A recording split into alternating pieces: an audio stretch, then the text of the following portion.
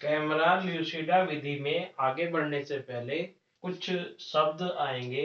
इसमें दो शब्द जब सबसे प्रमुख आएंगे आपके सामने, जिन्हें समझ लेना बहुत ही ज्यादा जरूरी है। यहाँ पर एक शब्द आएगा यथेष्ट। आगे वीडियो में जब बढ़ेंगे तो एक शब्द आएगा यथेष्ट। यथेष्ट का मतलब होता है पर्याप्त, पर्याप्त मात्रा में। दूसरा शब्द आपके सामने आएगा प्रिज्म। ये बहुत ही ज्यादा उपयोगी है, बहुत ज्यादा होता है। प्रिज्म एक पारदर्शी प्रकाशीय पदार्थ होता है। प्रिज्म क्या है? एक प्रकाशीय पदार्थ है। कैसा? पारदर्शी है, जो कि कांच या प्लास्टिक का बना होता है। जो क्या होता है? कांच का बना होता है या प्लास्टिक का बना होता है।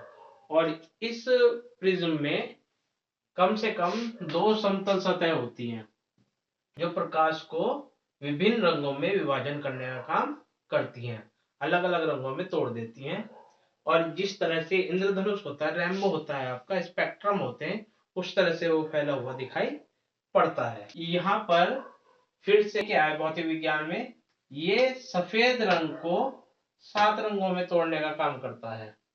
सफेद रंग जो होता है उसे 7 रंगों में तोड़ने का काम करता है। क्या? प्रिज्म। और वहां पर एक शब्द बनता है आपका विबग्योर। क्या शब्द बनता है? विबग्योर। विबग्योर का मीनिंग क्या है? विबग्योर का मीनिंग है, वी से बनता है वॉयलेट। वॉयलेट होता है बैंगनी कलर, बैंगनी रंग। आई से बनता है इंडिगो। इंडिगो होता है गहरा नीला या शेडिंग जैसी दिखाई देती है। जब आप रेनबो देखेंगे तो बैंगनी और नीले के बीच में एक गहरी शेड दिखाई देगी, जो नीले कलर की दिखाई देती है, गहरा नीला होता है, उसे कहते हैं इंडिगो। ये अगर आप प्राकृतिक रूप से देखेंगे तो एक नील का पेड़ होता है, ये कलर निकाला जाता है, जो कि आपके कपड़ों को नीला करने में सहयोग प्रदान करता है। फिर आपके पास बी शब्द आता है ब्लू। जी से बनता है ग्रीन, वाई से बनता है येलो, ओ से बनता है ऑरेंज, और आर से बनता है रेड। इस तरह से ये जो शब्द है, इसका मीनिंग आप समझ सकते हैं कि ये कलर के नाम है, रंगों के नाम है, जो भौतिकी में सफेद रंग को इतने रंगों में तोड़ने का काम करता है। अगर इसे आप काउंट भी करेंगे तो 1 2 3 4 5 6 और 1 7, कितने रंग की बात की थी उसमें? 7 रंग की। यहाँ पर गणित में क्षेत्रमिति में ये स्पेक्ट्रम, ये प्रिज्म एक बहुआयामी ठोस के रूप में जाना जाता है। एक बहुआयामी ठोस के रूप में जाना जाता है। आइए अब वीडियो को समझने की कोशिश करते हैं। एक चित्र दिया गया है आपको, ये समझाने की कोशिश की गई है कि मानचित्र का लघुकरण या विवर्धन करने में किस तरह से प्रिज्म और ये कैमरा ल्यूसिडा विधि उपयोग में आती है। तो यहाँ पर एक इमेज दिखाई जा रही है जो वर्टिकल शेप में है, और एक इमेज दिखाई जा रही है जो आपके हॉरिजॉन्टल शेप में है, यानी ये क्षैतिज तल के रूप में दिखाई जा रही है, और ये आपके ऊर्ध्वाधर तल के रूप में दिखाई जा रही है।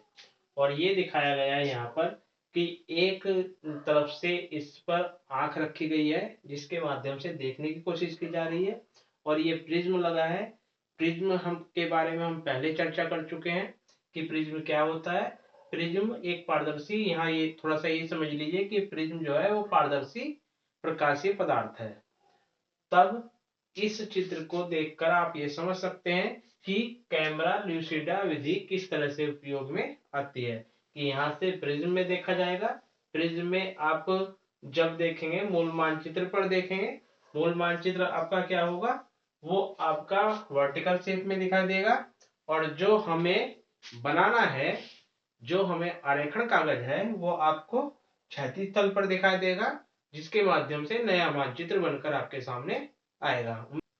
हम लोग मानचित्र का विवर्धन और लघुकरण करने की श्रृंखला की चर्चा कर रहे हैं।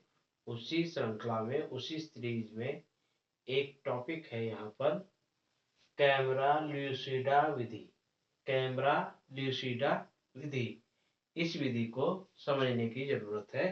तो यहाँ पर बताते हैं, ये विधि जो पूरी तरह से आधारित है वो आधारित है प्रकाशिक नियमों पर। प्रकाशिक नियम क्या होते हैं कि जब किसी वस्तु पर प्रकाश डाला जाता है, बिजली का प्रकाश डाला जाता है, किसी तरह का प्रकाश डाला जाता है, तो उसकी परछाई दूसरी तरफ दिखाई पड़ती है, उसकी परछाई दूसरी तरफ दिखाई पड़ती है। तो यहाँ पर ये प्रकाशिक नियमों पर आधारित है, ऑप्टिकल प्रिंसिपल्स के आधार पर है, वो किस तरह से रखे जाते हैं। यहाँ पर जो मूल मानचित्र होगा वो ऊर्ध्वाधर तल पर रखा जाएगा, वर्टिकल तल पर रखा जाएगा। वर्टिकल क्या होता है? वर्टिकल होता है ऊपर से नीचे, वर्टिकल होता है ऊपर से नीचे। तो वर्टिकल प्लेन पर रखा जाएगा, और जिस मानचित्र का आरेखण हमें करना है या विवर्धन या लघुकरण हमें करना है, वो मानचित्र, वो आरेखण आपका क्षैतिज तल पर रखा जाएगा। वो कैसे रखा जाएगा? क्षैतिज तल पर रखा जाएगा, हॉरिजॉन्टल प्लेन पर रखा जाएगा। उसके बाद ये कहता है कि मूल मानचित्र पर बिजली आदि का प्रकाश डाला जाएगा, बिजली आदि का प्रकाश डाला जाएगा यथेष्ट मात्रा में, यथेष्ट मात्रा में, पर्याप्त मात्रा में डाला जाएगा। और यंत्र में लगे प्रिज्म, जिस यंत्र के माध्यम से उस मूल मानचित्र को देखा जाएगा, उसमें आपका प्रिज्म लगा होगा, जिससे प्रतिबिंब हमें आरेखण कागज पर दिखाई पड़ेगा, प्रतिबिंब हमें आरेखण कागज पर दिखाई पड़ेगा। तब मूल जो मानचित्र है, मूल मानचित्र को जब हम प्रकाश की सहायता से देखेंगे, प्रिज्म की सहायता से देखेंगे, तब हमें एक परछाई दूसरी तरफ दिखाई देगी, आरेखण कागज पर दिखाई देगी। उस आरेखण कागज पर हम हाथ के माध्यम से, पेंसिल के माध्यम से उसके उस प्रतिबिंब पर पेंसिल फिराएंगे जहां पर वो परछाई दिखाई दे रही होगी, और उस मानचित्र का विवर्धन या लघुकरण करेंगे। विवर्धन या लघुकरण की एक प्रति बना लेंगे, प्रतिलिपि बना लेंगे। पर कुछ बातें ज्यादा ध्यान देने योग्य हैं, क्योंकि प्रिज्म से मूल मानचित्र और कागज की दूरियों के आधार पर मानचित्र का विवर्धन या लघुकरण किया जाता है। कैसे?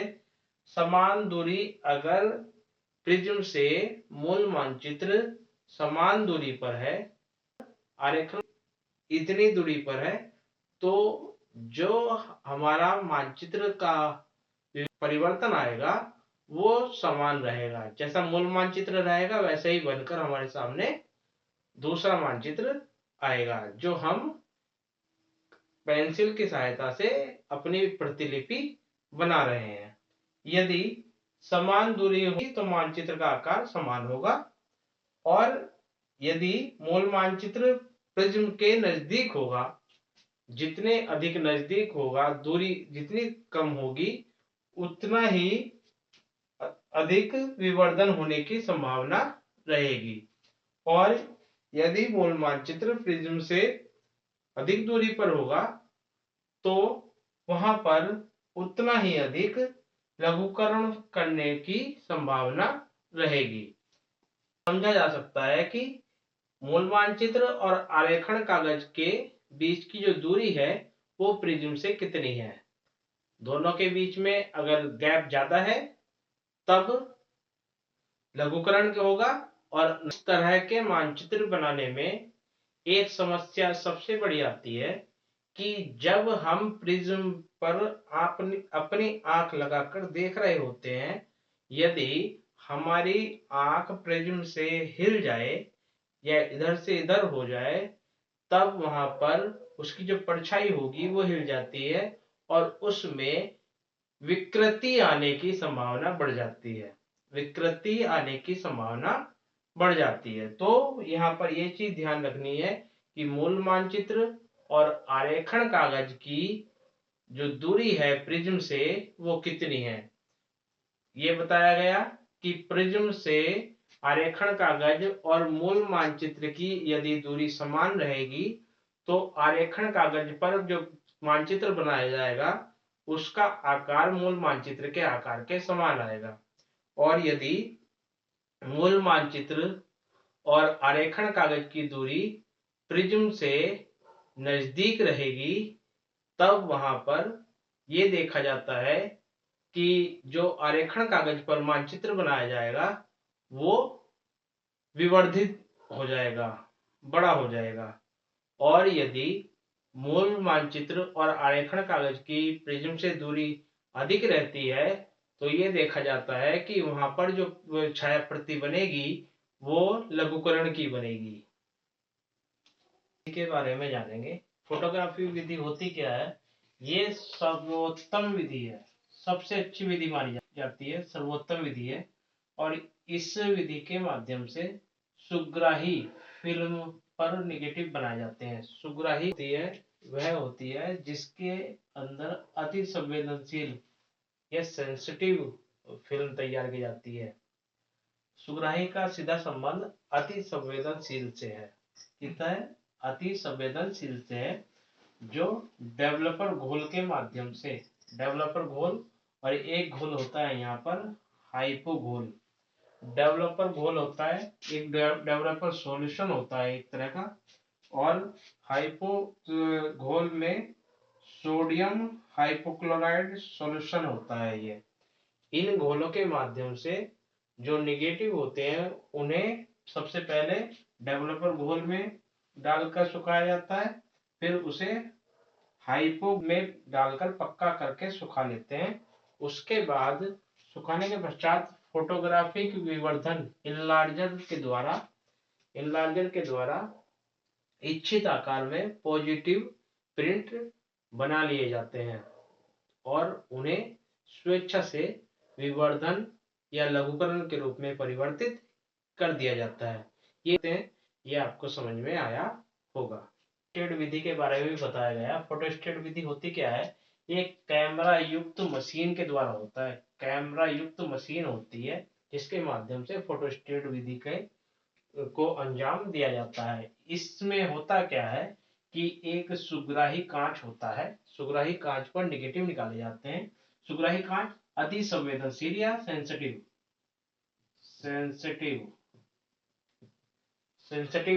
पोर्शन में क्या होता है, नेगेटिव निकाले जाते हैं या सीधे प्रिंट भी कर लिया जाता है। प्रिंट भी नेगेटिव जैसा ही होता है, अर्थात क्या होता है कि मानचित्र का रिक्त स्थान जो होता है वो काला दिखाई देगा और रेखाएं जो होंगी वो सफेद दिखाई देंगी इसमें। तो आप इसे सीधे भी नेगेटिव भी निकाल सकते हैं या सीधे प्रिंट भी कर सकते हैं, जिसके माध्यम से आप बाद में मानचित्र को विवर्धित या लघुकृत करके अपनी स्वेच्छा से उसे परिवर्तित कर प्रिंट निकाल सकते हैं। यह किसी मानचित्र का नेगेटिव से प्रिंट बनने का कार्य है। ये क्या है, नेगेटिव से प्रिंट बना जाते हैं और ये जो है ये 45 गुणा 60 सेंटीमीटर तक की प्रतियां इस पर सफलतापूर्वक बनाई जा सकती हैं। इसमें सबसे बड़ा दोष एक होता है कि असमान सिकुड़न के कारण इसके आकार और दिशा में विकृति आ जाती है। किसके आकार और दिशा में? मानचित्र के आकार और दिशा में। किसके में? मानचित्र के आकार और दिशा में विकृति आ सकती है। उम्मीद करते हैं हमारे द्वारा दी गई जानकारी आपको सहयोग प्रदान करेगी। इसी उम्मीद के साथ हम आपसे विदा लेंगे। धन्यवाद।